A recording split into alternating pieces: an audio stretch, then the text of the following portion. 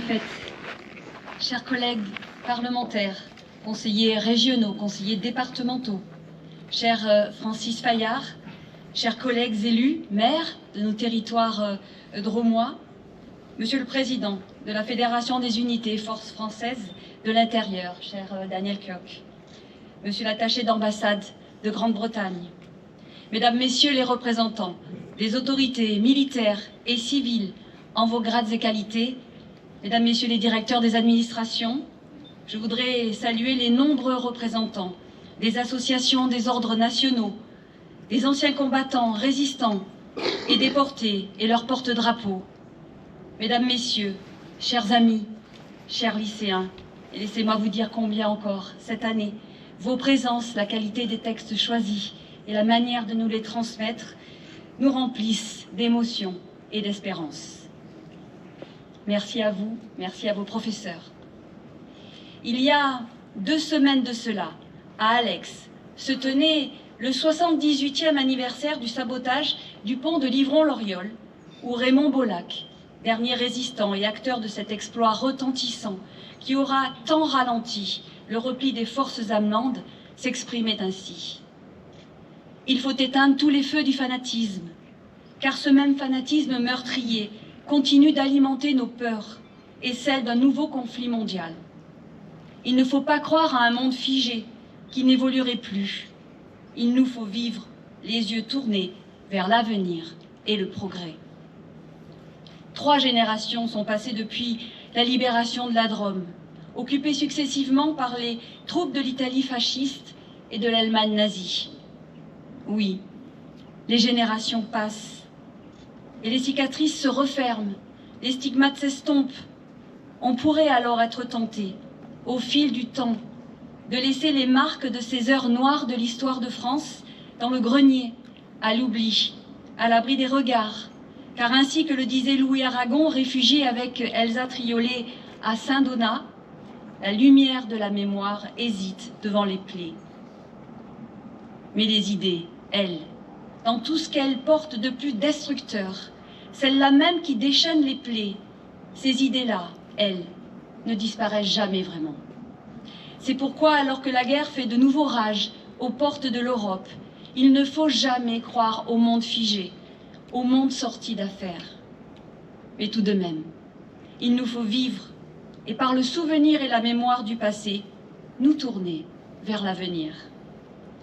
L'avenir, c'est la continuation d'un esprit, la préservation dans nos mémoires des sacrifices faits par ces combattants FFI qui se sont battus farouchement partout dans la Drôme, dans nos villes, dans nos villages, dans notre Vercors.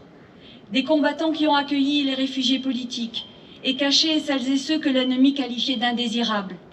Des combattants qui ont saboté, ralenti, tracté, qui ont refusé simplement de se soumettre à l'arbitraire et à la barbarie, au péril de leur vie, par amour pour la vie, par sens du devoir et fidélité à la mère patrie. La continuation aussi du suprême dévouement des troupes alliées qui ont, sous le commandement des généraux Patch et Truscott, et fortement aidés par les résistants et les services secrets britanniques, libéré une à une et en un temps record les communes drômoises. Parmi eux, Louis Coulon, qui fête juste ses 100 ans et qui nous fait l'honneur de sa présence aujourd'hui avec son fils Michel. Cher Louis Coulon, vous êtes de ceux qui ont refusé de se soumettre, de se résigner, de courber l'échine. Notre reconnaissance est infinie. Je veux aussi rendre hommage à Gabriel Farès et à Alphonse Durand et à tous ceux qui ont eux aussi, dans leur plus tendre jeunesse, pris les armes, rejoint le maquis, pris part au combat contre les nazis et participé à la libération de notre Drôme. Votre présence est précieuse ce matin, votre exemple admirable à jamais. Vous avez eu de nombreuses médailles qui témoignent de la gratitude de la nation. Je veux vous dire aussi que vous avez la reconnaissance éternelle de tous les Drômois. Et le moins que nous puissions faire est de vous dédier et de leur dédier, chers amis, notre mémoire. Cette mémoire dont Shakespeare disait qu'elle était la sentinelle de l'esprit. Voilà pourquoi nous devons veiller à commémorer ces dates marquées à jamais d'une pierre blanche, pour nous faire les sentinelles de cet esprit de sacrifice, de liberté, de fraternité et d'universalisme, de cet esprit remarquablement français.